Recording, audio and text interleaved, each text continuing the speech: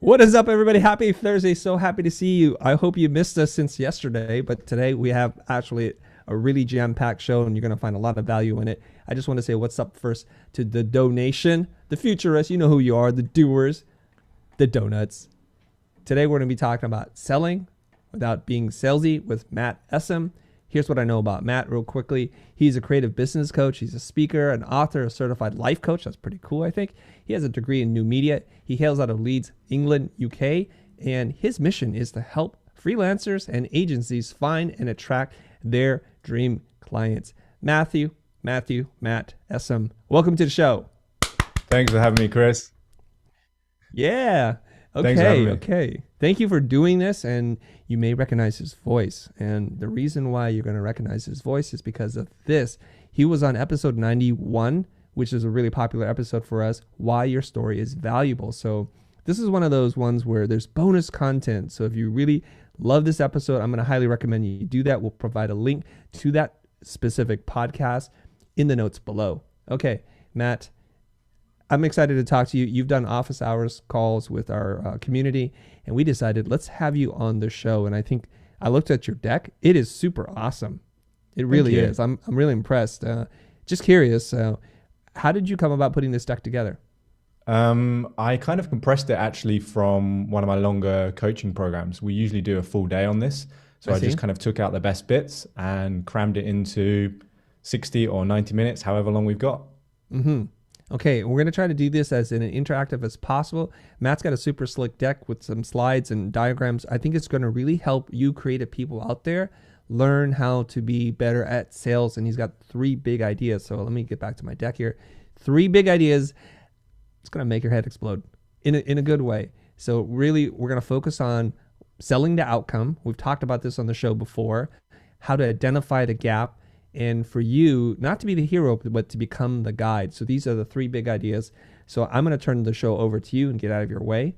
So take it over.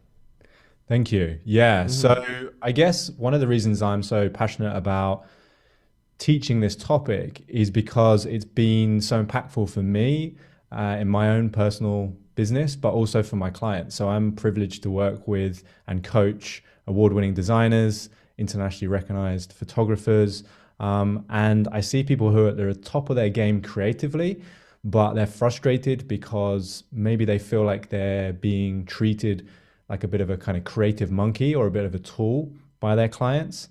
And maybe they're not quite earning as much as they want or charging as much as they know they could. And when people have the freedom, the creative freedom, which is often brought about by, bigger budgets and actually being able to just do what you want, that's when the magic happens. So this isn't just about earning more money. That's a nice outcome of it. But for me, it's really about kind of this concept of going from this kind of worker where the client's constantly over your shoulder. Can we change this? Can we do this? Move that? Yeah, like you're familiar. I hate that. Everybody hates that.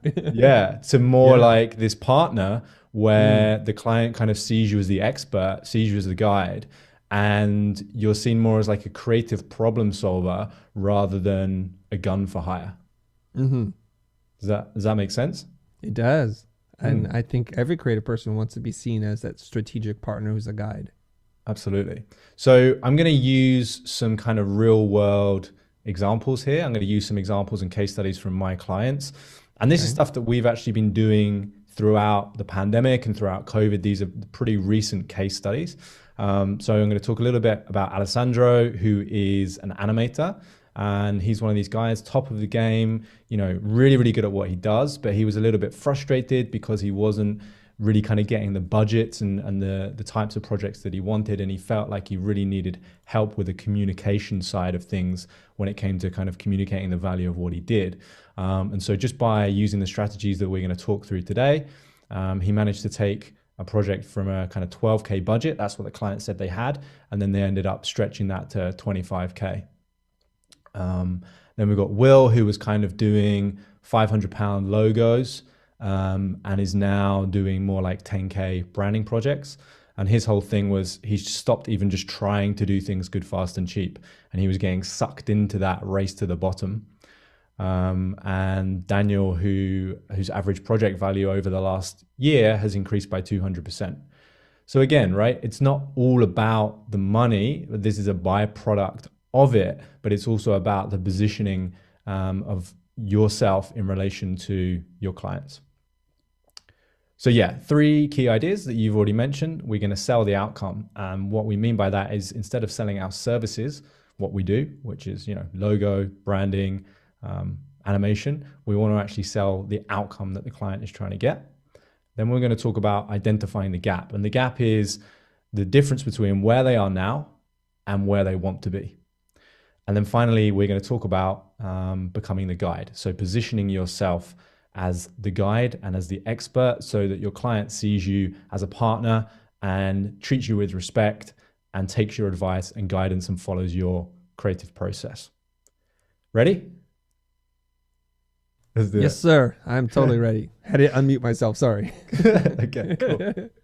So let's talk about first selling the outcome. And I know, as you said, you've already kind of spoken about this on your channel before. So for anybody that doesn't understand this concept, what we're saying is we want to sell the abs, not sweating in the gym. And too much and too often I see creatives going out there and talking about, hey, who wants a logo? Who needs some animation? Who needs some social media? And really, if you're talking about those things, you're only really talking to a very small percentage of the market who already knows what they want. And if they already know what they want, they've already figured it out, they're probably comparing that thing on 3 key factors. They're probably thinking, how quickly can I get it? Is it good? Do I trust this person to deliver it? Is the quality good? And how much is it going to cost me? And we don't really want to be attracting those kind of clients that want things good, fast, and cheap. So we want to focus on selling the outcome. And that's exactly what Will did. So the way that he went from doing £500 logos to doing 10K branding projects was that he got the client to zoom out and see the bigger picture. So instead of just going, okay, cool, what color do you want the logo? And what kind of style and all of that stuff, he zoomed them out and he slowed them down, which was a really important part of the process. And he kind of took control and he said, well, why do you want this? What is this really gonna get you? And so another way to think about this is the difference between like logical and emotional. And so let's kind of change context for a second and use a different metaphor. Instead of logos or creative work, let's think about holidays, right? So the logical part of a holiday is getting on a plane and being in queues and driving to the airport and all of that stuff. That's how I'm getting to the holiday. But the emotional part that you think about when you're booking a holiday is actually being on the beach in the sun, right? So if you imagine travel agents sold, hey, this plane is amazing. It's got these engines and like the seats are really comfy and la la la la la. And they started banging on about all of the ways that you're going to get to your destination. The only people that would be interested would be airplane enthusiasts, right? Most people don't want to think about the actual logistics of getting there. They just want to get there. And so the way that we do this for our clients is we talk about what is the goal behind the goal. Because most people will come to you and say, I want this. And as creatives, often it's so easy to say, okay, well, I can do that. And this client has this budget and I would quite happily be paid to do that. So I'm just going to go and do it. And I'm not going to stop and question it. And I think just quickly, something that's kind of come to my mind is I remember I watched a video on the channel the other week and you were talking about pricing and you were talking about the different price brackets, right? And you said like, this is for say kind of £5,000 projects. This is for like 20K and this is for like 100K. I think just as a kind of caveat or side note, this is typically if you have a decent amount of industry experience. So my clients tend to have kind of 10 years plus industry experience. And they're at that ceiling where you're good at what you do and you could be charging more, but you just don't know how to go about it. And there's a bigger problem to be solved, but you just don't know how to go about it. This isn't, and I think you said quite rightly, if you're in that stage where it's very transactional and you're maybe slightly earlier in your career, you don't want to be questioning every single project. And I think that's like quite an important point.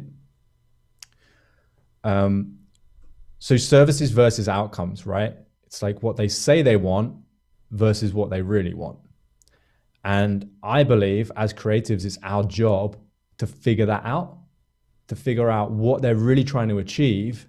And if A, we can even help them, and B, what that process is going to look like, to get them to that end destination.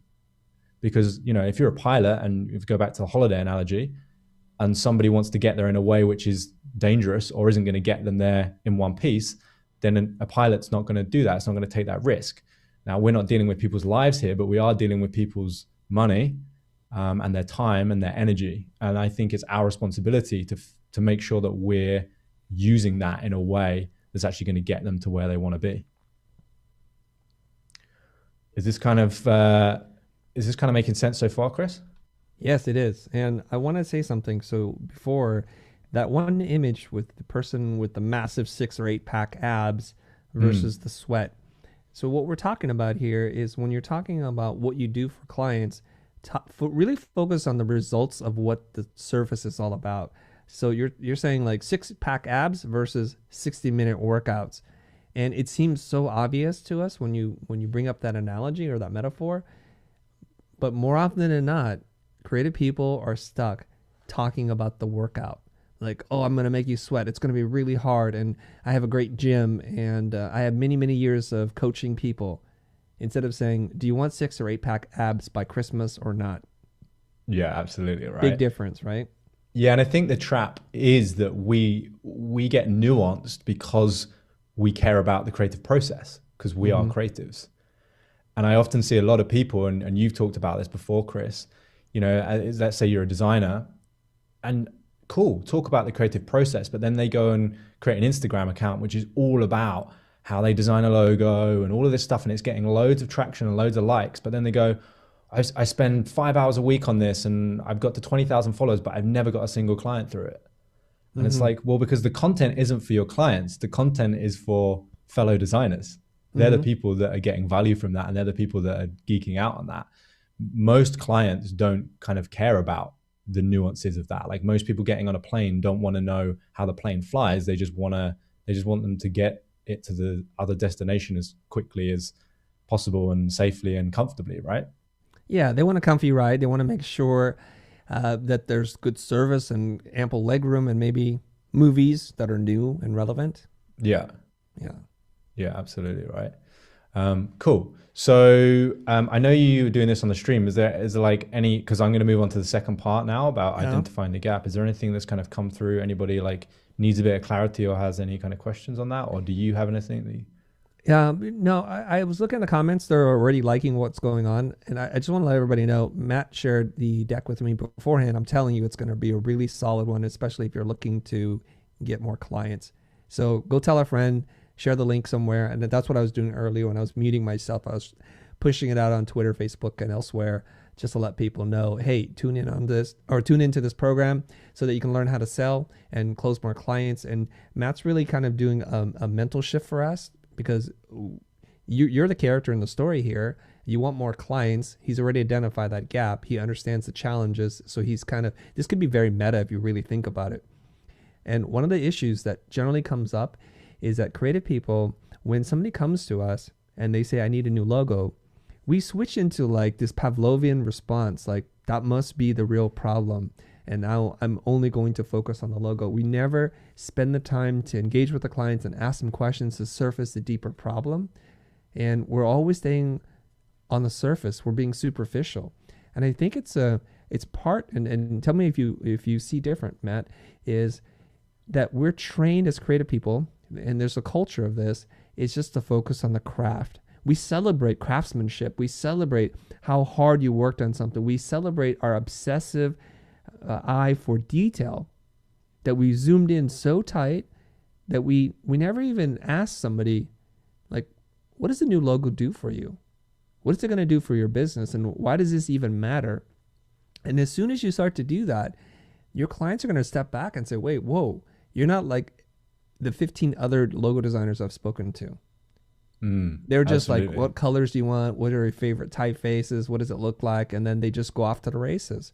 And so if you want to move away from that order taker where the client is hovering over your back, over your shoulder, to someone who they see as a valuable partner and therefore commands more money, you have to start to really ask those questions. And this is what Matt's talking about. Yeah, and I think as you were talking there, the other element involved is probably the element of fear. Fear that if I ask too many questions, then this person might change their mind. Or, you know, I just want to kind of get my head down and get on with this thing because I know I'm good at it. I don't want to rock the boat too much. So yeah, I think that's something as well that's like, a lot of the discomfort that comes from sales comes from focusing too much on ourselves. You know, like, oh, what's the client going to think of me? Or what about if I say this and it's wrong? Rather than actually just being able to shift that focus, like you said, it's almost like that mental shift, that mental focus, and shift it outside of yourself and put it on the client and be curious and be like, cool, tell me more. Like, why have you decided that you need a new brand? Why have you decided that you need a new logo? That's interesting. Right. And not being afraid that maybe they don't. Right. And I think, you know, sales as service for me, like kind of, I know this is a bit of a coachy term, but kind of serving people is like, the reason I love it is because I know that when someone hops on a sales call with me, my intention is that whether they become a client or not, I'll give them some value on that call. I would have asked questions that other people haven't asked, and I will get them more clarity. I'll get them more perspective than they had before they hopped on that call with me. Right. And so that's exciting. I know I'm giving something. It's not just about me winning a client or getting paid for what I do. And I think the creatives that I've coached, once they get in that mindset of service, they enjoy those conversations. They invite those conversations. And then their clients start seeing them as, oh, you know, you should go and talk to Chris because we chatted and it wasn't a good fit for us, but I got so much clarity and he gave me so many ideas. Like, you should totally go and talk to him. And that's the kind of brand that you start building as this kind of creative problem solver. And that just amplifies. And if you do that consistently, then you become kind of oversubscribed where more people want to work with you than you have capacity for. But getting a little bit segued. So so that's all about selling the outcome. So yeah, if you just tuned in, it's about not selling services. Services are, you know, just saying, cool, here's a new logo. It's about selling outcomes. So what they really want, to look more professional, to have more inquiries, to have more engagements. And the way that you find that is to dig for the goal behind the goal. So instead of just taking at surface value what they present to you, actually digging a little bit deeper, asking some more questions. The second big idea that I want to share with you is this concept of identifying the gap. So the gap is really simple. It's the difference between where they are now and where they want to be. And I like to imagine it in my head as kind of two islands. Right now they're on island A and they want to get to island B. You know, island A is not that cool. It's just got some rocks and some trees. But island B, it's got some palm trees. It's got a cave, like they can shelter there. It's got some water.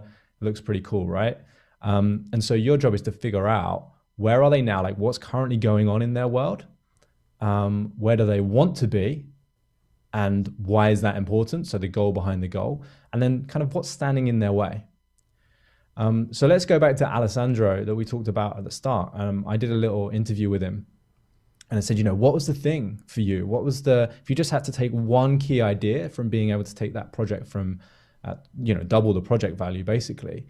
He said, you know, it's just about asking better questions and listening and really being willing to challenge the client and really figure out what that gap was.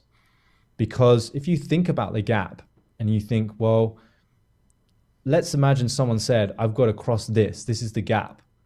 How much are you going to pay someone to help you get to the other side, like near that mountain range, versus, here in the UK and London, we have the tube and everyone says, mind the gap, right? But really it's like a half a foot. Right. So if you don't know what that gap is, or the client doesn't see that gap and they think, well, it's just a small gap, but it's just a logo, right? How hard does it take? Like, people can design those things in a couple of hours. The gap is tiny. I don't have a logo right now and I want one. And it takes a few hours to make one, so not much of a big gap. But if you zoom them out and you really get to understand, well, where are they trying to get to? Like, what do they think that logo is going to allow them to do? And you start questioning some of those things. All of a sudden they say, oh, actually, yeah, maybe it isn't quite as simple as just you go away and draw something pretty and you have a logo. Maybe there's more to this. And yeah, maybe I don't really know what my brand represents. Maybe I don't know who my ideal client is, right? And so they start to see that this gap is much bigger than they originally perceived. Mm-hmm. I really like this metaphor actually too, because you're talking about finding a big problem and helping the client to understand it, not just for them, but for you, because this is not just purely sales. You really do need to understand the bigger problem. So when you say in the tube, mind the gap is that little edge between the platform and the train. Some people do get tripped up on that, and it could be hazardous. It could lead to an injury. But really, if the client says, I need a new logo or a new website, they might be pointing to that little 6-inch gap between the platform and the train. And your job is to say, well, where are you going? Like once you get in the train, and what does that mean to you? And then you start to understand the connection between their ultimate goal versus the small goal that's presented in front of you. Absolutely. Yeah. Taking that metaphor to a whole new level. I love it. That's why you're here, man. You set it up. Yeah, totally. Cool. So this is like the thing that as creatives, we really need to get our head around is like the client's perception of that gap will always be the determining factor of how much they're willing to invest. And when I say like how much they're willing to invest, I don't just mean money. I mean time, I mean energy and money, right? Because if you think about it, when you really help somebody, it's not simply just the case of them saying, I need a logo. I mean, we're talking about logo design a lot, but let's switch up kind of creative skill set. Let's talk about like animation or something. It's not quite as simple as just saying, I want some animation and you go away and you create it, because there's so much unknown there.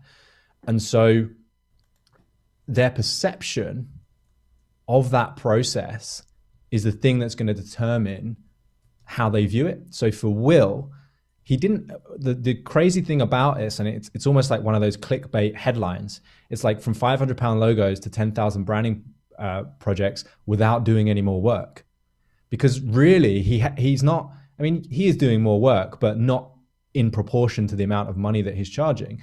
What he's doing is he's showing his process to his clients, and he's helping them to understand what that gap really is. So by slowing them down and saying, okay, whoa, like this is what you say you want, but let's take a step back. Let's look at this gap and let's figure out what's going on. And let's figure out, what problem you're really trying to solve and why you think it's a problem. All of a sudden they have these realizations that they had a lot of assumptions about things, or they had a lot of beliefs about things that weren't necessarily true. And so they start to uncover all of this stuff. And this is what we're going to talk about in the final part about being the guide, is how you uncover this kind of unknown problem. But when you do that and you have a process that you take your client through, he was already doing that stuff behind the scenes when he was designing logos. He was already doing the market research and all of that stuff, but he wasn't kind of involving his client in the process. So it was like his creative vision of it rather than what the client actually needed, right? So you've got to kind of be open and get the client involved in that so that they understand the kind of journey. They understand, like if we go back to the kind of gap metaphor, they understand that if they're going to get to those mountains, it's not quite as simple as just rocking up in a pair of beach shorts and just walking there, right? There's some things that we need to think about before we go on this journey. And like this is an epic journey that we're going to go on. It's not just a case of just rocking up. Does that make sense? Any kind of thoughts or questions to add to that, Chris? Makes sense, and people are loving it. So I think you may have a couple of people here who know you. So I'm just chatting with them right now just to make sure that you do know them. Okay, cool. So they're happy to see you. Okay, good. Happy to see them, whoever they are. Yeah. Cool. So to identify the gap, we've got 3 questions. Where are they now? This is for the client, by the way. Where are they now? Where do they want to be? And what's standing in the way? And so at the end, I'm going to share this kind of 3-step process with you. I want to share these ideas with you first, and then I want to show you how we can condense them into something that you can actually take into every single sales conversation and have it in front of you, whether it's on your screen, or I actually have an Evernote where I have these sections and I take notes under each section, so I kind of know where I am in that conversation. But you ultimately, to start with, that gap is about where are they now, where do they want to be, and what's standing in the way. And they're 3 essential questions that you must be asking on sales conversations in order to make this transition from worker to partner, in order to open up the opportunity to have bigger budgets, and essentially like more creative control, and to kind of position yourself as the expert. So that's the second big idea that I want to share with you. The third and final idea that I want to share with you is this concept of becoming the guide. I've left this till last because there's slightly more, I suppose, tactical or nuanced things in this section that probably would be good for me and you to talk through, Chris, and maybe use some examples so that people really get it. If they've never kind of thought about things in this way before, sometimes it's a little bit of a mental shift that doesn't happen straight away. So the concept really is like, we don't want to go up the mountain as the donkey, right? Nobody wants to be the donkey carrying the bags. It's not a fun job. And also, like, there's lots of donkeys, and donkeys don't get paid much to carry bags up mountains, right? We want to position ourselves as the guide. We want to be the person that is helping our clients to avoid pitfalls, to get to their destination safely. And the way fundamentally that we do this, once we understand where they are, where they want to be, and what they believe is standing in the way, we then need to dig further and ask questions to uncover things that they might not have spotted or might not have seen. So there's this great kind of saying that I've paraphrased a little bit. Lots of different people say it. One of my mentors, a guy called Taki Moore, he says it a lot. But essentially, like, when you can articulate your client's problems better than they can, you gain their permission to solve them. And ultimately, yeah, go on. I like it. Okay. Ultimately, becoming the guide is about doing that. But you can't do that until you've done the first part. Okay? Because you can't attract the type of clients that you want until you start selling outcomes. You then can't understand or articulate the problem until you know where they are now, where they want to be, and what they believe is standing in the way. And then this part is about digging and asking the right questions to help them realize that maybe they've got some assumptions, or maybe there's some things that they don't know or they didn't realize were problems, for them to have those kind of light bulb moments. So I want to share this with you. I came up with this a while ago. It was one of those things where I just woke up one night and I was like, oh my God, that's totally it. That's how you create a light bulb moment for somebody. So I talk about this concept of light bulb moments. We've probably all had them. They're just when someone explains something in a way where you just haven't thought about it like that before, and you kind of go, bing, you get this light bulb, like this idea, like, oh my God, that makes so much sense. And I realized there's actually kind of a bit of a formula for creating these light bulb moments for people.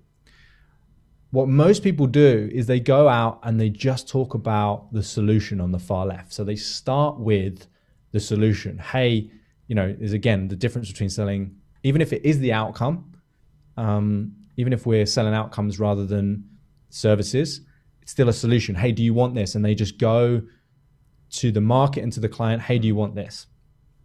And that's cool, because some people do want that. But where a light bulb moment happens is where you first meet the client where they're currently at. So the client is walking around with some undesirable symptoms, some things that they're experiencing they probably don't want to be experiencing. And so if you just go, hey, here's the solution to this, as humans, the first thing we think about is, well, why should I trust this person? Or they're probably just saying this is the solution because they want me to buy that, right? But if you start with the symptoms, if you start with what they're currently experiencing, so, do you find that you're looking at your Instagram and you're posting every day and you feel like you're doing all the right things, but when you look at it, you're just not getting the engagement you want, right? That's what people are currently experiencing. The second part is the assumption that they have about the symptoms they're currently experiencing. And most clients, most people who aren't you, who aren't the expert in this particular thing, will have some false assumptions, or they will be doing some things which are mistakes. They might be thinking in certain ways. They might be doing certain things which are mistakes, right? So let's stay with the Instagram, and maybe Chris, you could chime in on this because you're the Instagram expert, right? So if someone's doing that, if someone's going on Instagram and they feel like they're posting, they feel like they're using the right hashtags, but they're not seeing this exponential growth, what are some like assumptions that they have about why that's happening? Their assumptions are going to be that none of this works. Yeah, this doesn't work, social right? media is stupid. Yeah. Social media doesn't work for me. Yeah, and you have to buy followers. You have to be famous. You have to be rich. You have to have some crazy trick. That's usually what they say. Yeah, or maybe like the algorithm doesn't like me, or the algorithm is like broken, right? I've been shadow banned. Yeah, absolutely. So as the kind of guy that's built a big Instagram following, what's the real problem? Like, what's actually going on for those people, do you think? What do I think is going on with those people? Like the real problem?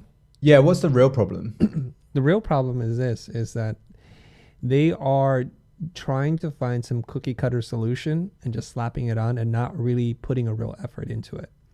I know this from a lot of things, whether you talk about exercise, building your business, building a sales funnel, or posting on social media.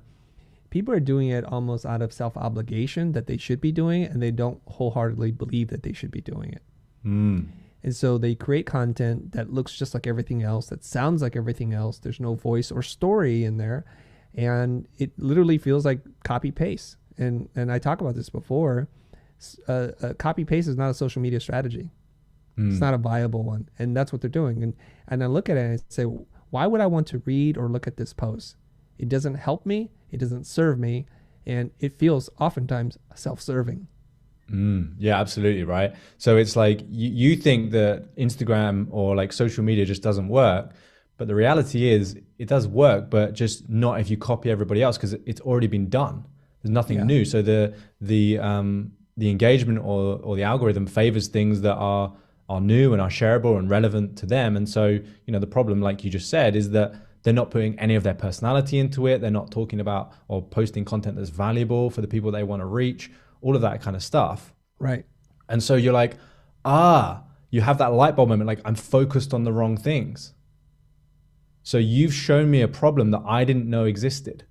I thought the problem was something else. And what's cool about that is two things happen.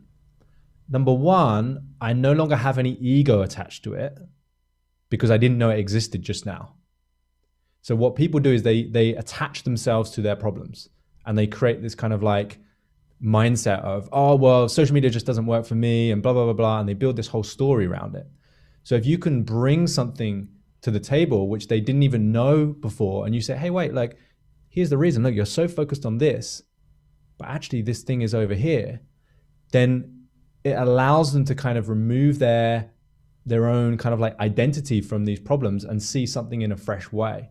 And so then when you present a solution, which is, hey, let me show you how to build, an Instagram following authentically and do it in a way that's actually going to get you the right kind of people, et cetera, then I trust you because you've just shown me something that I didn't know existed, right?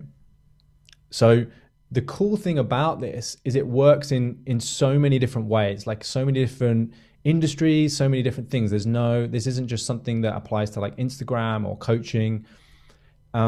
And like all of your kind of content or conversations, if you think about this formula and you take people around in this direction, you'll have so much more success with people, and it will change how they perceive you than if you just go, hey, Chris, I know why your Instagram following isn't where you want it to be because you're not doing this.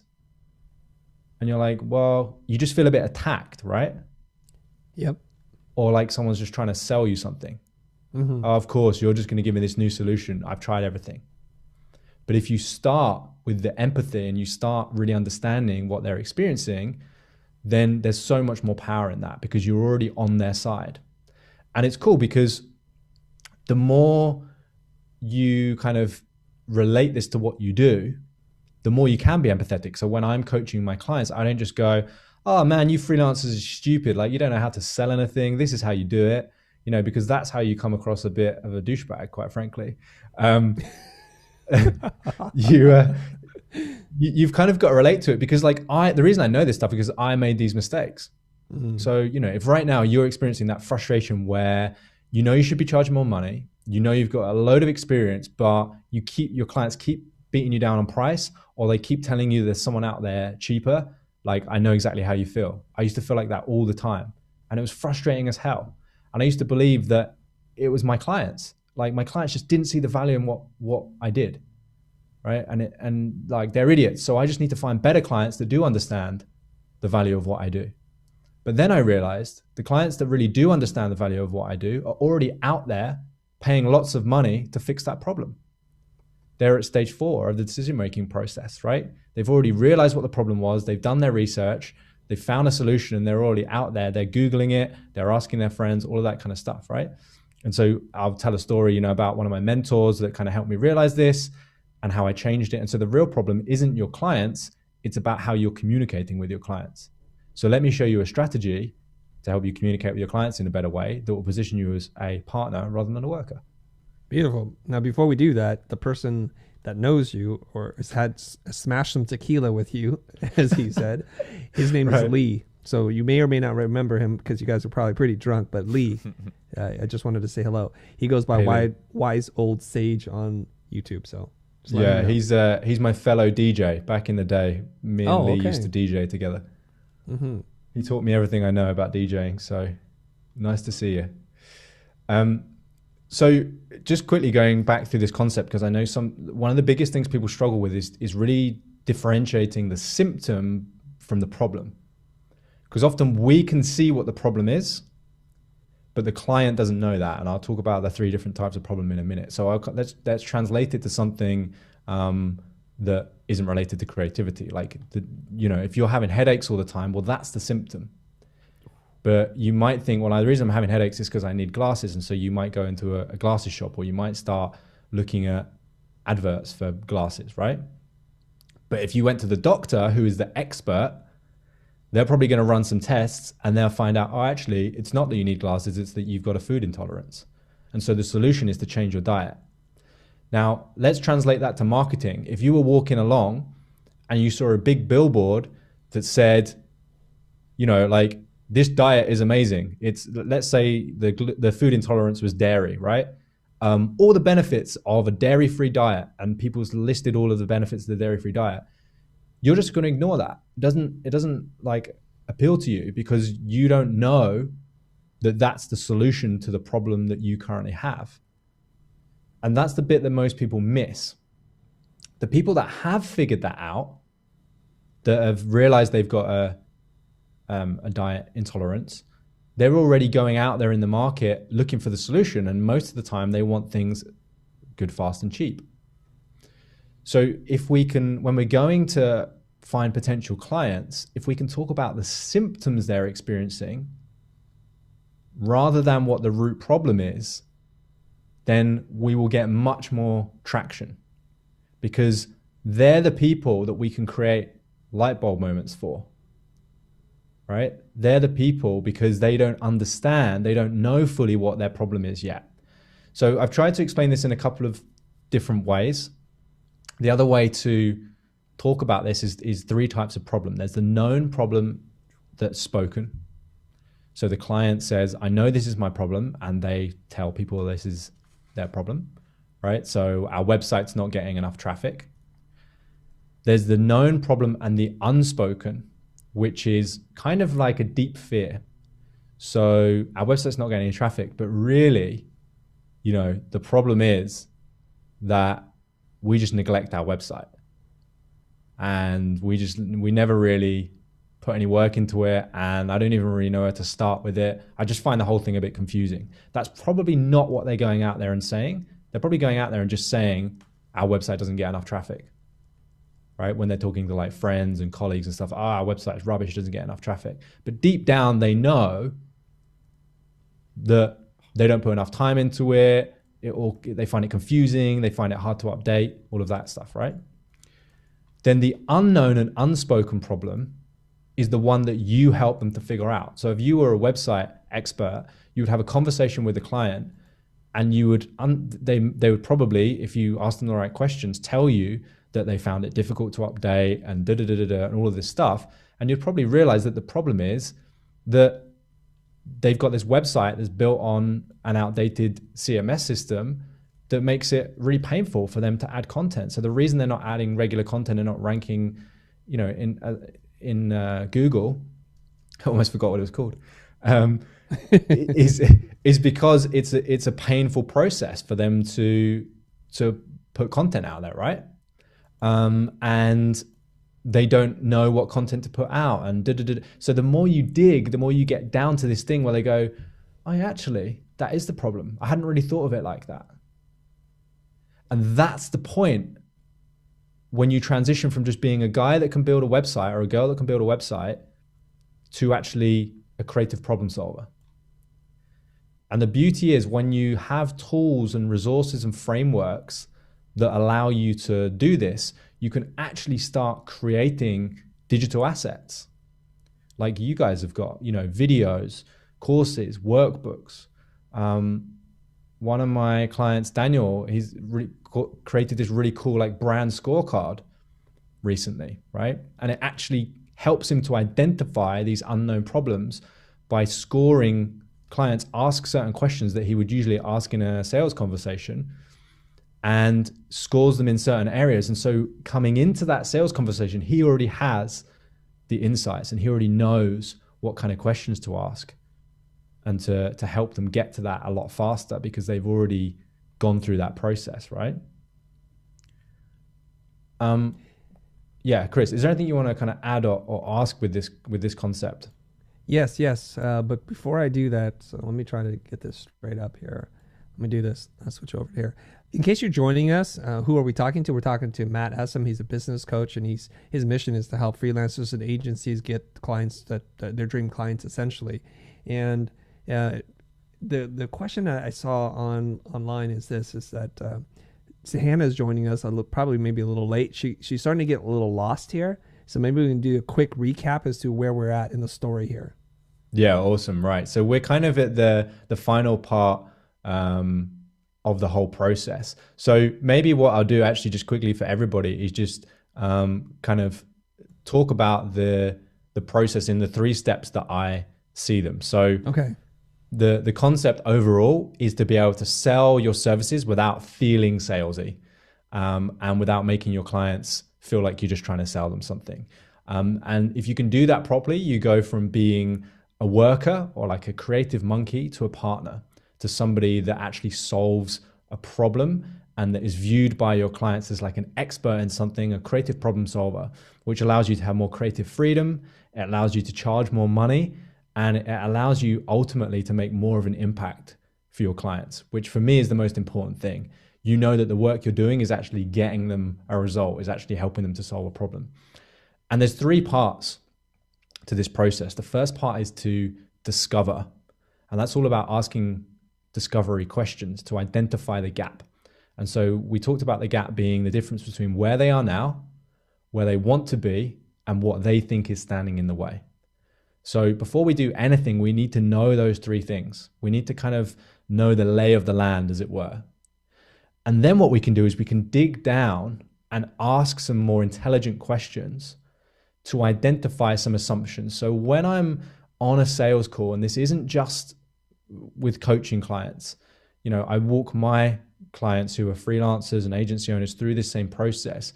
I'm getting them to listen out for the assumptions, the beliefs that the client has about why they are where they are and what is stopping them getting to where they want to be. And that's the kind of diagnosis part. So if you imagine like a doctor, you go into a doctor's office, he says, what's brought you here today? Okay, and how long have you had these symptoms? And he's doing the listening part, right? When you go and diagnose, you do the tests, you find out what they're currently eating and all these different things and what their habits are. And usually, if it's something like we spoke about before, usually there's something that they're doing which is creating the thing that they're experiencing. So in the creative world, it's their current pattern of thinking or their current actions around a particular challenge that is creating their results. So for example, a lot of people in the creative world, I'll give you a tangible example from coaching, is a lot of people, the thing they're experiencing is that they can't charge a lot of money for what they do. Now, when I dig down to it and when I ask them questions, what I find out is fundamentally they don't believe that their work is worth that much, right? So they have a belief that it's a nice to have, or they have a belief that small businesses won't pay decent money for logos. So when I diagnose it, I'm thinking what I'm listening right now, what I can hear is your pattern of thinking is currently causing you to experience these symptoms, right? And it's a false belief, because I've got clients like Will, for example, who took an average project value from £500 to £10,000, predominantly works with charities and not-for-profits. And so I might hear something like that. I might hear a belief or something that they say like, oh, well, social media just doesn't work for me, or websites just don't work for me. So when I move into the diagnose part, I want to bring that up, because that's usually the objection when you propose a solution, which is part 3. The objection around that solution is usually going to be the assumption or belief that they have about those challenges. So, all right, Chris, it's great. You can help me grow my Instagram, but I don't think that's going to work for me. So if you don't address that in the sales conversation, if you don't address those assumptions and those beliefs and those action mistakes and those thinking mistakes, then you're never going to get them to buy into the solution. Was that a kind of fairly... Yeah, I think you did a great job of giving us the high-level overview and recap there. Okay, well good. Done. Yeah. So that's essentially how these things all fit together. And I like to keep this kind of as simple as possible, so that every time you go into a sales conversation with a client, you think, where am I in this process? Have I really discovered where they are now, where they want to be, and what's standing in the way? And often I will actually break those 3 things down separately. And before I move on to the next part, let's say, me and Chris are chatting and Chris says, hey, Matt, I'm thinking I need a business coach. And I say, cool, Chris, well, tell me about what's currently going on in your business. Before I move on to the bit of like, well, where would you love to be? I would say, cool. So from what I understand, this is what's currently happening in your business. Is there anything I've missed there?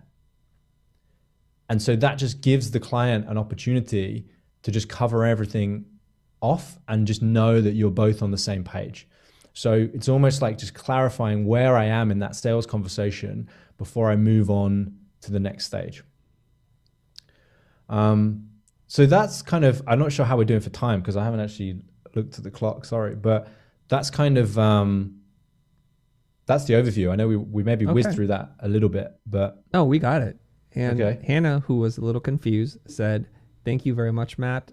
She's going to go back and watch that again. So thanks for doing that. Let's jump into discussion in Q&A mode. There were some questions, and Jonah, you're going to have to help me comb through some of the questions, I think. I just want to also say welcome to all 422 people who are watching. We grew from initial count to about 150. So it's letting me know that this content is resonating with them. And some people are like, whoa, this is a huge mindset shift. This is like mind's blown, that kind of thing. Okay, so here's a question that comes in from Eduardo. His question is this: if the client's goal is to increase sales through a website, he feels it's out of his control. Should he be focused more on converting visitors into leads, something he can control? Okay, so the question is that the client's goal is to increase sales? Right, okay. And he feels like that's out of his control. Yeah. And so his question is, should I be focusing more on conversions, right? Yes. converting visitors into leads via the website. Yeah. So again, without knowing too much about this particular project, if your client doesn't know that that's outside of his control, so he's probably got some assumptions about what needs to happen for them to increase sales, right?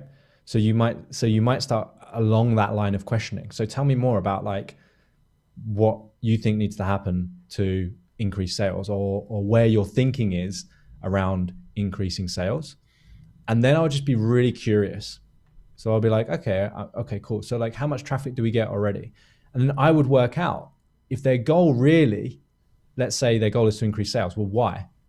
Well, because we want this amount of revenue. Okay, why? Why do you want that? And then figure out, okay, well, what they really want is they want an extra 40% profit margin or something, right? I might then look at, well, is that the only way to get that?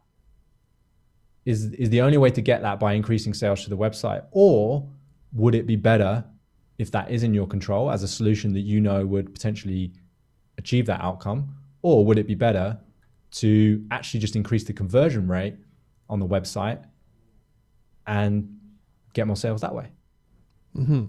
Have I kind of Yes, I think you've answered it. And Eduardo, let us know if you have a follow up to that, and we'll do our best to answer that question.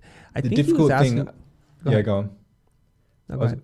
I was going to say the difficult thing with sales related questions is when you don't know enough context about the client situation. It's almost like a lost in translation thing. And you kind of like, well, I would ask them this question. So you kind of almost have to go off, ask them that question. Well, what do they come back with? Yeah. So I'm going to make some assumptions here as to what Eduardo was asking and what his point was here, which is, I think he's concerned about making a promise that he can't deliver on. So if the client says, I want to hire you to get me more sales, and his reaction to that is, I can't promise that. So maybe I can promise you, I can help your conversion ratio to increase. I can help generate leads, but it's your team that ultimately takes the call, that is going to decide whether or not they convert into actual sales. But we can definitely do something where we're qualifying prospects and getting them to reach out to you and to book an appointment for a conversation. And so if that's the question, most definitely never, ever, ever promise something you know in your heart you can't do and can't control. So the best that you can do in this situation is to ask the client, as Matt had already pointed out, is how do we get more sales? Because that's your ultimate goal. And they're going to have to take a step back. Well, we need more qualified people to call us. Well, how do we know they're going to be qualified? What metrics are you going to use to measure how they're qualified? Well, if they have at least $10,000 to spend on doing X, Y, and Z, then they're qualified. And if they are willing to make a move in the next 1 to 3 months, then so we can design a funnel to get there. So let's establish the baseline of what you're getting today in terms of conversion and traffic. And so it's probably going to be a multi-pronged approach. But now you truly understand what the real problem is. So the client expresses a known goal and they speak it out. And you're like, okay, that's a good goal. We understand. That's really clear. But now we have to start to figure out how we're going to get there. And that's usually where you're sitting around and talking to them and helping them to get clarity. And I cannot say the quote, but what Matt said, which was, if you help to express and articulate the client's problems better than they could do themselves initially, you have permission now to be the person who's in charge, more or less. I hope I didn't butcher that too bad. Yeah, I mean, by the time we all, like, when Jonah says it will be slightly different, by the time we get there, it will be like a completely different quote, because I've paraphrased it several times. So, but yeah, the essence of it is exactly that. Yeah, absolutely. Okay, we'll wait for Eduardo to see if there's a follow-up, because there's a little bit of delay. Oh, here it says, yes, I want to charge more. Okay, that's some other thing. Jonah, is there another question?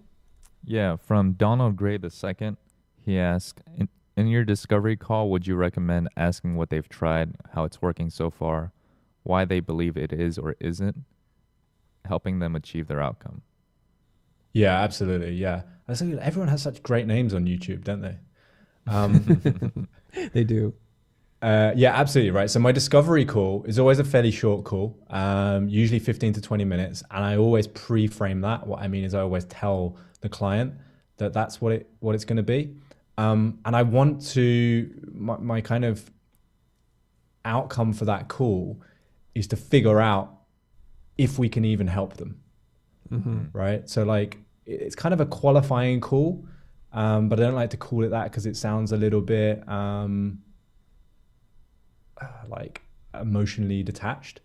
But it's like, yeah, I want to, on that call, the number one thing I want to do as quickly as possible is establish that gap. Is there a gap? How big is it? What is it? Right? So absolutely, like, what have you tried before to overcome this? Why do you think that didn't work? And again, I'm listening for assumptions, beliefs, patterns of thinking. So cool. Where are you right now? What's going on? What have you tried? What are you currently trying? Where do you want to be? What do you believe is standing in the way? And then pretty quickly, I can get an idea of whether I can help them. A lot of the times within the first 5 or 10 minutes, they will give me something which is a belief or an assumption about why they're currently experiencing that. And most people, A, don't spot it, and B, ignore it, even if they do, because they don't want to question people too much, or they don't want to challenge their clients too much. But that's the gold, that's the value. So, let's go back to the Instagram example with Chris. It's like, well, I've tried all this stuff, but Instagram just doesn't work for me. Like, I just don't think it works in my industry. So right there, I would pick that up. I'd be like, cool, tell me more about that. Why do you think that? Like, how did you come to that conclusion? And I'd kind of pick up that pattern of thinking, because if they lead with that, no matter what you do, you're never going to be able to help them. Does that make sense? Yeah. It's interesting how you handle an objection like that. So one of the techniques that I like to use a lot is just to agree with them. And it's maybe reverse psychology. I don't know what it is. Or maybe it's fake empathy. I don't know what it is. So if somebody says to me, Instagram doesn't work, I'm like, yeah, it probably doesn't work. Why are you even bothering to do it? Yeah. So my first check with them is, are you sure you really want this? Because it's not easy. Nothing worth having is easy. And so then that's like, no, I really do. Well, why is that important to you, your life, your business, your happiness, your self-confidence, your well-being? They're going to have to tell me. And so then I can then ask them another question is the effort that you're putting into this equal to the outcome that you hope to have? And that's usually the reality check moment. Yeah, absolutely. So I just want to help them think. That's my main job. Help them think. Absolutely. Yeah, exactly. I think one of the things that I've experienced is that in general, and again, this comes up more when you're selling kind of higher ticket things, whether it's branding or animations or whatever. In general, if you don't spot the assumption early on, or you don't address it, let's say, like you just did, it comes up again when you present the solution. So like, oh yeah, that's fine, but I just don't feel like this will work for me because da da da da da da. And if you haven't addressed it, then you can't say, well, okay, I hear what you're saying, but tell me, like, when we first started speaking, you said this, am I right? And then we kind of talked that through, and the conclusion we came to was this. And they go, oh yeah, actually, yeah, that does make sense. And they kind of go into that default, like, well, this won't work for me, or, I don't have the money, or I don't have the time, or, the kind of standard objections. So I'm looking for, like, what is that thing? Because it's usually the same thing that's keeping them stuck. It's that belief that will stop them moving forward is the same thing that's currently keeping them stuck where they are. Mm-hmm. You just said something that triggered some thought in my brain here, is that as creative people, we're kind of conflict averse. Like when we see something that's going to be a potential bit of tension, we want to move around it and away from it, because we don't want to fight. We don't want to feel that tension. And so there's a lot of apprehension around this. And that's probably why a lot of people are creative in the first place. I want to work on my machine. I want to work on my canvas, and please don't bother me too much. And I hope you pay me from time to time. And you just said something which really triggered something in my brain, which was problems that are addressed early are less expensive to solve than problems that are identified late. Okay. So when we hear a problem, and we know, because in our gut, we feel it. We're like, oh, I know this, I can't deliver on this promise, or I don't suspect that this is actually the real problem, but because we're afraid to speak it, we're afraid to address it, then we just punt, we kick it down the field. And then 2 days, 2 weeks before the project's due and going to be shipped. You put in all this effort. And the bigger thing is the emotional energy that you've invested in the solution. The client's like, you know what? I changed my mind. This isn't really what I want. And then we get really frustrated. We get really angry. We go on Twitter saying clients suck. They're just the worst human beings ever. I hate them. I hate my life. Everything is stupid and you're ugly too. It's usually what happens, right? And so it's not just my Twitter feed that looks like that then. It's just Twitter, I think. Right.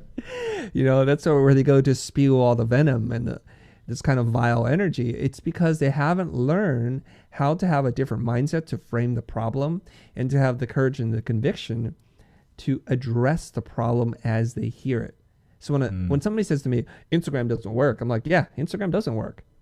So why are we on it? I don't want to avoid that, because by avoiding it, first of all, I neglect the person and I'm not validating what they just said. My strategy is just to agree. It's kind of like a slippery way of agreeing, but no, why do you need to be on social media? You have to tell me then. And every time I hear one of these problems, I'm going to bring them up again. I'm going to ask them a question. Now the question, and this is the art and the craft of asking really great questions versus low-level questions. It takes some experience and training and coaching and reading and learning, but you learn how to ask the question to direct the energy towards the real problem. Yeah, that's 100%. a skill that you learn. Right? And I think you made a really good point, and like just to add to the concept that we as creatives, maybe we tend to be slightly more introverted, although that's probably a generalization. But there's definitely, I see patterns in my clients of wanting to avoid conflict, right? Or wanting to avoid things that might rock the boat. And when I found myself in that position, it was a mentor that said to me, he called me out once and he was just like, you need to stop being so selfish. And it just like, one of those things that just takes you completely off guard and breaks your pattern of whatever you were thinking. And I was like, what? Yeah. Like, how am I being selfish? He was like, well, in order for you to want to avoid this, and in order for you to like not want to address this problem, the focus has got to be about you. It's all got to be about your ego and how you feel. And in this, what about the client? Imagine the client's walking towards this like cliff and they're just about to fall off it. And you're like, oh, I don't want to tell them in case they don't like me. And all of a sudden, this shift just happened in my head of like, oh man, that's so true. Like, this isn't just for me. I'm not just questioning my clients for me so I get paid more money, or it's for them. Whether we work together or not, like, I don't want them to walk off this cliff. So my job in this call is to say the things that I know and I believe. And I know, like, even if I get off a call, and I've been called all sorts of things, right? And I've had people saying, oh, you were just trying to sell me this thing, and because it triggers all of their stuff. Now, this happens way more in the coaching world than it does in the creative world, because I'm going deep into people's personal stuff, right? But it's the same concept, just an amplification. But I know when I got off that call, I said the things that needed to be said.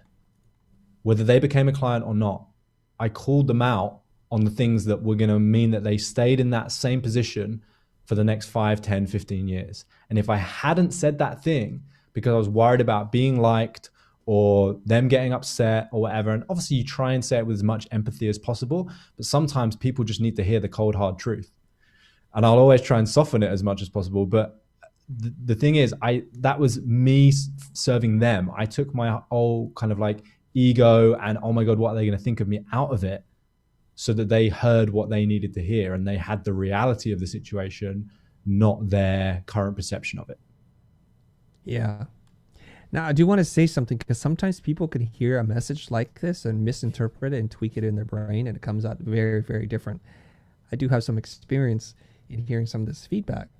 And so what we're not saying is this, is we're not saying that your opinion is the truth, like a universal objective truth. But you do owe your client, prospective client or friend, your version of the truth and allowing them to make their own decision. Because when somebody's going to hear this, they're like, well, that's the dumbest decision I've ever heard. And if you do that, your business is going to be ruined. Well, You don't know that. You don't have that kind of control. And that's going to sound super pompous. So be very, very careful about adopting that kind of tone. right? So what Matt is saying is good. Your application of it might not be great. Yeah, So it's here's good to another way caveat of that. handling this. Yeah, 100%. because they're going to come back and it's like, well, you know, these donkeys I just are told gonna this see client this, that right? their website sucked and it didn't work for me. Yeah, totally. Matt, you're terrible. You're Yeah, stupid, you know? I've got a lawsuit against me now. Yeah. Okay. I think So let me help people out. Okay. Yeah, the way that I address that and get around of it is I'll rarely be direct with someone. I'll always frame it as a question. Yeah. And so it's not a case of me going, your branding sucks. It's me a case of going, well, why do you think that is the case? Right? Or I'm curious to know, like, and there's things in coaching called softeners. So before you're going to ask a difficult question, number one, I usually ask permission to ask that question. Like, can I be direct with you? Can I just give you my honest opinion? And then I'll kind of soften that question with something like, I'm curious, or just out of interest, why do you think that's happening? Or like, has this ever resonated in any other areas of your life? Or something, I'm trying to think of like a specific question, but I usually frame the difficult thing, the thing that I'm challenging, I usually frame it as a question rather than just saying that thing sucks. Yeah. Well, there's a couple of things I want to touch on here, but before I say those things, let's go back to the person walking off the cliff part. Okay. So we're about 6 steps away from falling off the cliff. Yeah. So an untrained person is going to say, hey, dummy, there's a cliff there and you're going to fall and die if you don't listen to me, donkey. Mm-hmm. Yeah. And they don't realize it, but the way they say it and the phrasing and the tonality kind of sounds like that. Yeah. So Matt, we're not going to jump into role play, but let's just pretend like I'm walking. There's a cliff. I'm kind of Captain Oblivious here. How are you going to frame this? How are you going to soften this? Just relate it to the cliff, because that was your analogy. Yeah. Hey, Chris, look up. And then I die. Yeah. Okay. Yeah, it's an interesting one. Trying to take my brain out of kind of like coaching creative mode. I guess I would say like, hey, Chris, like, are you aware of the direction you're currently walking in? Yeah, of course. Would be like my first question. Uh-huh. And you might say, well, yeah, I think so. Why? It's a bit of a weird question. Well, it's just that I know that there's a big cliff around here somewhere. And I'm just concerned that you might be walking towards it. Okay. Yeah. So is that, what's the big deal? Do you know what happens when you walk off a cliff? You fall. Yeah. And what happens when you fall? You're going to get hurt. Yeah. So, is that what you want? Definitely not. Cool. Even Jonah's laughing right now. He can't stop. I'm trying to hold it in. Jonah, don't hold it in. Like, how's he It going to do hurts this you. one? Yeah, right? Yeah. And Matt's like trying to he's trying to wrap his brain around this one. Matt, never bring an analogy with me that you're not prepared to take it all the way through. Okay. Yeah. Noted. All right. So there's a couple of things that you can do in a situation like this. And I'm just thinking, we don't like being told what to do, but we're almost always okay if somebody asks a polite request of us. And so a question is, and Matt called it a softener, a way to bridge that. So if it's one of these things where you absolutely see somebody who's going to walk off a cliff and you kind of know it in your brain, at least, is to be your own truth, you might want to say, hey, can I just ask you a quick favor? Can you just pause for 1 second? Because I want to point something out to you. So that's like, okay, so now we're going to pause because it removes the pressure of time and urgency. So they're I love say, that. okay, I love that, actually. Right? And Yeah, then now we both have a moment to think. It's like, I'm sure you're aware of this, but if you just look down in about 6 steps, I estimate that you're going to walk off this cliff. Yeah. Yeah, absolutely. And it's a difference between like internal motivation and external motivation. It's a difference between someone saying like, hey, Chris, like, you're looking a little bit chubby. I reckon you should get down the gym. I know. And you kind of like looking in the mirror and going, do you know what? I'm feeling a bit overweight. I should probably do something about that. They're two very different things. Like, one's actually going to get you to go to the gym and the other one is going to probably just piss you off. Yeah. Okay. There's a question here coming in from Raphael, and I wanted to ask it earlier, but I didn't want to break the continuity of our conversation, which is, who are some of your big influences who have shaped your thinking? They like what you're saying. If they want to go to the source of the source, so to speak, who are a couple of people that you would recommend them look into? Yeah, it's a great question. And I always think that when I'm following someone. There's probably too many to list out. And like you, Chris, I've spent a ridiculous amount of money on kind of like coaches and personal development and courses and things like that. But I would say definitely kind of like a big three are, there's one of my mentors is a very successful entrepreneur and just all around cool guy. And he was the person that really helped me to kind of figure out what I wanted to do with my life and my business and kind of the impact I wanted to make in the world. His name is Daniel Priestley. And his probably most famous book is called Key Person of Influence. Really, really cool. But for the maybe kind of creative business types out there, he also has a really great book called Entrepreneur Revolution, all about how the world is now, there's never been a better time to be an entrepreneur. So Daniel Priestley, definitely a really big one for me. Tony Robbins, actually, pretty influential in terms of like the mindset stuff, NLP. For those that don't really know Tony Robbins that well, which I'm always surprised when people don't know who Tony Robbins is, you might have seen his Netflix documentary, which I don't know is necessarily a fair representation of him. I think it's a great documentary, but most of the time when people watch that, they think he's crazy. But his early stuff, I was really into his early stuff. I've got one of his books back here, like Awaken the Giant Within. The kind of tools and the mindset side. Tony Robbins is a big believer that success in life is 80% psychology and 20% strategy. That's something that I definitely follow. So a lot of the work that I do with my clients is very kind of mindset based. Who am I going to choose for the final one? There's going to be some people that are annoyed if they get left off this list. I think actually right now I'm going through a program with a guy called Taki Moore, who probably won't be relevant for most people on your channel, but he's actually a coach for coaches. So he helps coaches build their business. And the thing I love about Taki is he's great at simplifying really complex stuff into kind of models and diagrams and just easily like understandable things. So even if you just kind of check him out for that side of things of how he creates content, he helps coaches all the time get to like 7-figure businesses. He's got an amazing business himself. He's a pretty cool guy. So I'll say him as well. Go check him out. Great. So that's Daniel Priestley, Tony Robbins, and Taki Moore. Okay. Yeah. Thanks for asking that question. Now, I know someone's going to message me on like Instagram or something like, what? You didn't include me in that? We've been working together for all this time. It's like, I was under pressure. I got right. Time constraints, deer in headlights. Yeah. That's what we got to do.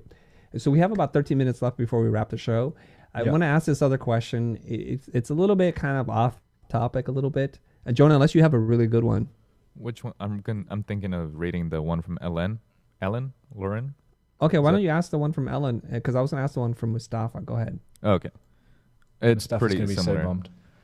What point in the conversation do you agree on compensation/contract? The questions alone are helping the clients. So why would you bill? Should you bill from the qualifying conversation? You might need to help me out on this one a little bit. I'm not sure I fully understand the question. Can we do that one more time? I think the question is, at what point do you start to talk about budget and price? We're qualifying clients. We're helping them to get clarity. Where does the conversation about money start? I start it straight away. And when I say that, I don't mean I say this is how much I charge straight away, but I want to get down quite quickly into, how much is an average sale? What was your revenue? Where do you want it to be, et cetera, et cetera. Now, I appreciate that for some creatives out there, that seems like a weird and scary concept because you're like, well, I make an animation. Why the hell am I asking them about their budget or whatever, right? Their revenue or whatever, right? But it is all relative.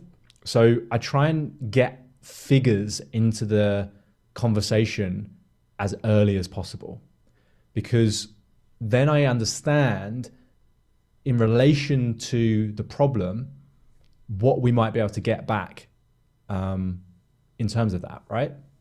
So, if you say like, right, well, we're a not-for-profit enterprise and we get this much funding every year, and like we have 100 donations, etc. We want to increase that to 200 donations, and if we did that, that would mean an extra £1,000 of revenue. You're probably not going to spend £10,000 on an animation because those two numbers don't add up.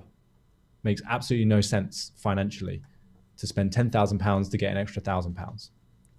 So even if it's just practice, I try to get the conversation about money I tried to get the conversation about money in as early as possible, because otherwise there's no reference point. So I'll give you a really tangible example. Like, I was on a coaching call with clients the other day, and we were doing this thing around pricing, and I said, just let me know in the chat, how much money is a lot of money? Just what does it feel like to you? What's a lot of money? And people were typing all sorts of things. Some people were saying £50,000, some people were saying £10,000. And then I said, is that a lot of money for a house in central London?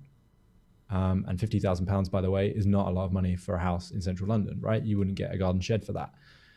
So all I did was I introduced some perspective. I introduced it's relative to something, right? Something is only expensive in relation to something else. And most people are judging money based on their own perception of value. And that's sometimes one of the biggest problems, is that they're judging what they should spend a logo on based on what they think a logo is worth. But that's not what they should be comparing how much to spend on a logo. It should be relative to what they're going to get out of having this brand and logo, or how big the problem is. So how much money have they lost by not having the right branding or the right logo? I think that answers the question. Yeah. Yes, and I think it's almost the same question as Mustafa would ask. I'm finding it very difficult to get clients' budget on a project, how to get them to talk about budgets. So you'll understand something, everybody. At the very beginning of our conversation, we want to sell the results and not the thing that we make and do. So what's the result, the outcome?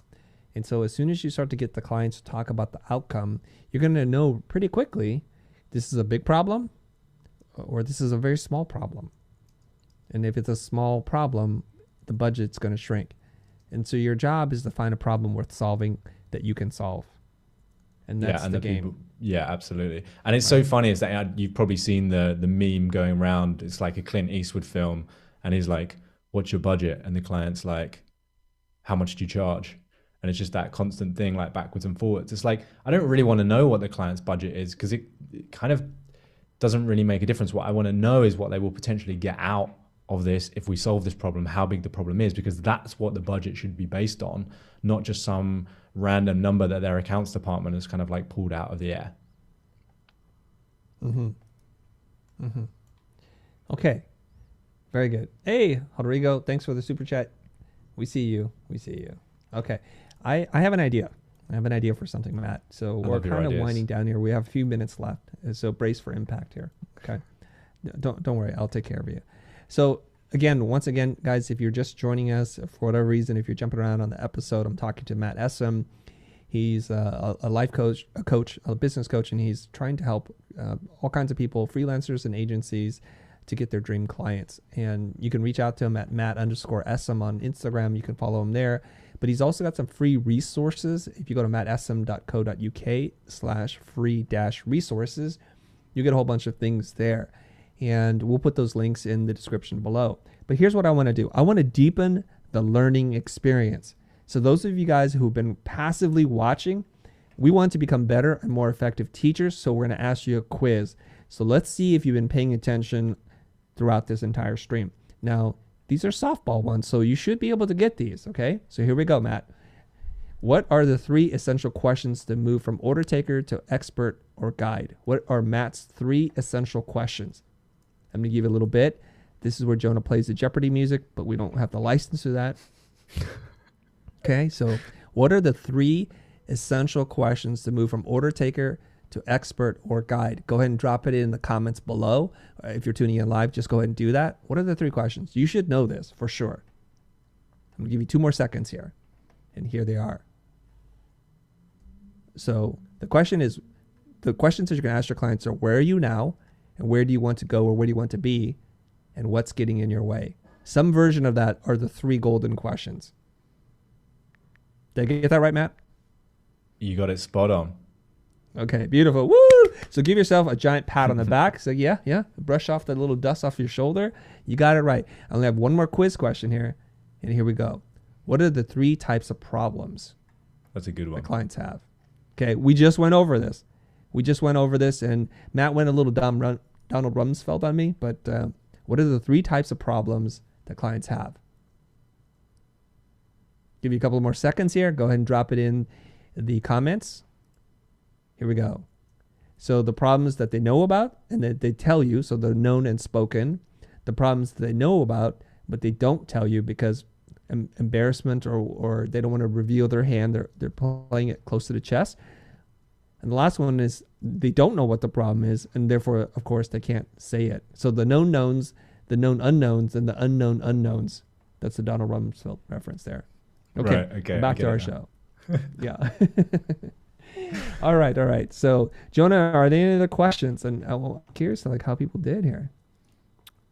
I don't see a lot of answers here. Well, it's just a follow-up from the budget conversation. So when you talk about diagnosing and bringing up the client's budget, do you charge them for that conversation since you could potentially help them figure out what the problem is or no? No, because here you've got to figure out, let's say a client is worth 10 grand to you, right? How much time do you want to put into getting one of those clients? And most people don't think about client acquisition like this. In the kind of big budget world, so when I used to work in big agency world, our company would spend thousands, if not tens of thousands of pounds on a pitch, right? I'm not going to say the agency, so I think I can say this, but we were doing a pitch for Mini once, and they went out and bought a Mini Cooper for the pitch, and they shot a fake ad basically for the thing. But the pitch was worth something like 250 grand or maybe more than that. Mm-hmm. So it's I hope a lot more than that, because that's a big expense for a pitch. I thought you were going to say millions of dollars. Yeah, it probably was. Okay. I can't remember now. I was just a cog in a big wheel, so I didn't know what was going on. I just saw a Mini driving around. But yeah, so what not enough people do is they're like, oh, well, when am I getting paid, right? Why should I give all my ideas away for free when I'm not getting paid? It's well, if you do that consistently enough, you do get paid. That's the thing that gets you the job, is that you help them see that thing that they didn't see before. You give them a strategy somebody else hasn't given. And that's why they will see you as the expert, and that's why they will pay you big money to help them solve that problem. Mm-hmm. So, Jonah, I want to read this comment for you from our friend Anna, and she's like, Jonah, you have a nice voice. You should be in front of camera. I don't know about that one. You'll just see me panicking the whole live stream. Okay. I think that's all we have time for, right, Jonah? Is there anything else in here that we got to address? I like this one. So one from PJOW, last one. What if you personally never tested the solution, but you know it works through the works of someone else? Well, I'd argue that you don't really know it works. If you just read it in a book, it worked for them in their situation at their current time. I do this quite a lot. So people always say to me, well, I've never done this before. Well, imagine if the rule was that if you've never done it before, you could never do it. There would be absolutely no progress in the world. The whole reason new ideas and new inventions get made is because people try things that they've never done before, right? So the difference between doing it in a kind of authentic and genuine way is letting the clients know all the way through the process that this is the first time you've done it. Right. So I tend to do what I call a case study program or something like that. So if I come out with a brand new program that I've never run before, even if I've done it one-to-one with clients, if I've never done it in that exact format before with that exact number of people, I will say, hey, look, I'm doing a case study program. And now I've never done it before in this format with this kind of people, but I have done it with one-to-one, or I have, read this book and done a test in my business about it or whatever. So I'm looking for a handful of people that I want to use as case studies. And I want to create some things that I can showcase that this works for this particular situation for these kinds of people. And because of that, I'm doing it at 25% off, or I'm doing a full money back guarantee, or whatever it is, but I just make people aware. I don't pretend that I've like done it before, or do anything like disingenuous to make people believe that they're getting something that they're not. Very good. Very good. There's some funny chats going on right now about Jonah and his voice. Oh, my We'll Lord. leave it there. I'm helping to pour gasoline on that fire. So we want to thank you, Matt, for doing this. And you and I have been chatting and trying to figure out how to help our community, our people. And we moved it from being a pro call to being something on the stream here. So if you guys have enjoyed this episode, do be sure to check out Matt and what he's doing. I'm going to bring up that screen in 1 second. So Matt, on behalf of the entire team, thank you for doing this with us. So here's his information, the essential details, if you will, his deets, as young people like to say. Matt Essam. He's at Matt_Essam on Twitter and on Instagram. I checked it earlier. And if you want to find out more about him, his coaching programs, and whatever else he's doing in his world, go to mattessam.co.uk/free. Who doesn't like free? Free-resources. And if you want more of this, go check out our episode together. We did it, episode 91. Why your story is valuable. You hear a lot more about his backstory and how he even got into this space and place in the first place. And that's it. And I would just want to, on behalf of the entire team, Jonah, myself, and Matt, to thank all of you for tuning in and sharing a little bit of your Thursday with us. Thank you so much. Thank you for being a part of the 1 billion mission, everybody. Don't forget to like, comment, subscribe, and hit the bell for notifications. That's it for me. I'm out of here. I hope you guys have an amazing day. Jonah, take us out.